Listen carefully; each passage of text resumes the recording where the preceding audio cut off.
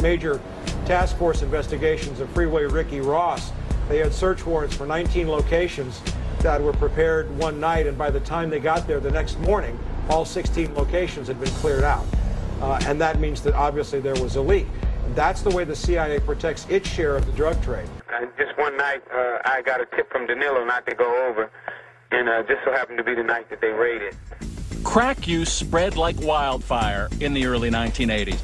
And in Los Angeles, a drug dealer known as Freeway Ricky Ross was in the middle of it. Prosecutors called Ross the Walmart of crack. He made millions in the early 80s dealing to Los Angeles street gangs. The United States sentencing guidelines and the federal sentencing system rewards those who get others involved in criminal conduct, and that's what Blandone did. During the exact same period that Freeway Ricky Ross was at his heyday, home values in South Central Los Angeles were tanking. People owed $100,000 on their home. The place was a war zone, dead bodies in the backyard, prostitutes in the front, drive-by shooting. I mean, it was horrible. And people walked on their mortgages because they couldn't sell the houses. And tens of thousands of homes were moved literally for 10 and 20 cents on the dollar after people abandoned their mortgages. We call that ethnic cleansing. There was a greater plan to put churches, to put liquor stores, gun shops, and cocaine, drugs into the ghetto, into the neighborhoods, and drive the prices down. And they pretty much did a good job of that. Real estate in California, which we consider Compton, Watts, East LA, South Central, where the drug-infested gang killing highest rates in the country, and families really start moving out of the inner cities to way out. I'm talking about 70 miles out of LA to get rid of. I'm talking about the foreman when they promising people that they're gonna build up jobs and everything. Especially like in the 80s. There's a big thing about moving to Moreno Valley. We're gonna have all these big corporations come in. It never happened. People actually moved out there, end up losing everything because the big corporations never came. And then a lot of investors came back here and started buying property for so cheap prices. And now the property value is sky high. You can't even afford to live in Compton and Washington no more without spending $300,000 for a home that my mother then paid $9,000 for. I think the prevailing view on Wall Street is anyone stupid enough to buy drugs deserves to die. And if you can make money from them while they're doing it, that's great. And if that's imposing a crime wave on a community away from Wall Street, that's okay. There's no drug crime on Wall Street. I don't like it. They pay cash, all right? They pay cash. One of the important facets of the discussion should be what I call conspiracy theories. There are lots of folks out there, and there are books written on this by people who are in a position to know. Former DEA agents, former CIA operatives, things like that. And they tell stories about huge amounts of money, large-scale corruption in the big parts of government, etc. And are these stories true? And the answer is, of course, I don't know. I don't have access to any particular information more than anyone else does. However, ask yourself this question. If you're going to have $1 million in cash, how much corruption can you buy at any level for that $1 million? And the answer has to be quite a bit. On December 10th, 2004, investigative journalist Gary Webb was found shot in his apartment. No, you lying. No. When? Saturday. Oh, man. The internet was set ablaze with conspiracies of a CIA assassination plot, but overwhelming evidence of a suicide soon put the theories to rest.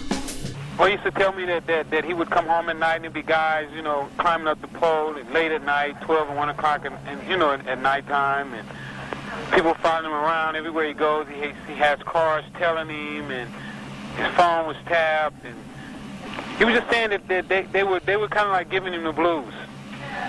You know, a lot of things were going on that he didn't really like. And he said it was the government, too. By the way, the head of the DEA, his name is Rob Bonner, who's a friend of mine throughout the first George Bush administration, documented that yes, the CIA was involved with importation of a fair amount of cocaine with regard to the Iran-Contra, etc. But it just has to happen because of the money. Let me understand what you're saying. A ton of cocaine was smuggled into the United States of America. Well, in cooperation with the CIA? That's exactly what appears to have happened. When I was a clandestine case officer, I thought I was doing God's work, the nation's work, by recruiting traitors in varied countries around the world. And what I didn't realize was that I was literally there for show. I was just going through the motions because the traitors weren't producing really useful information. We were ignoring all of the openly available information that would have produced much richer results. Let's jump over to General Manuel Noriega in Panama. General Noriega was told by Bill Casey, then director of the Central Intelligence Agency, that he could have a free run with drugs into America, provided that he allowed us to support the Contras from Panama. That was a straight-up deal. Now, I don't understand why the government didn't use Freeway Rick the way they used him.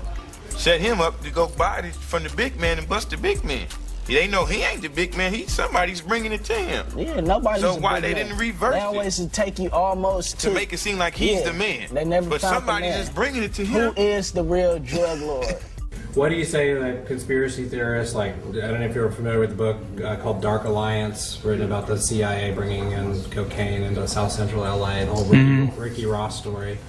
Well, you know, I've been working with the CIA for years. I take great pride in what they do. They're very disciplined people of great courage. There aren't many of them. It's a very small agency.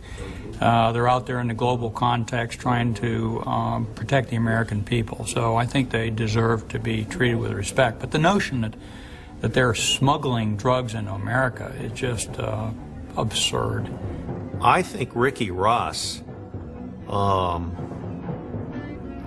simply didn't invest enough money in bribing local authorities.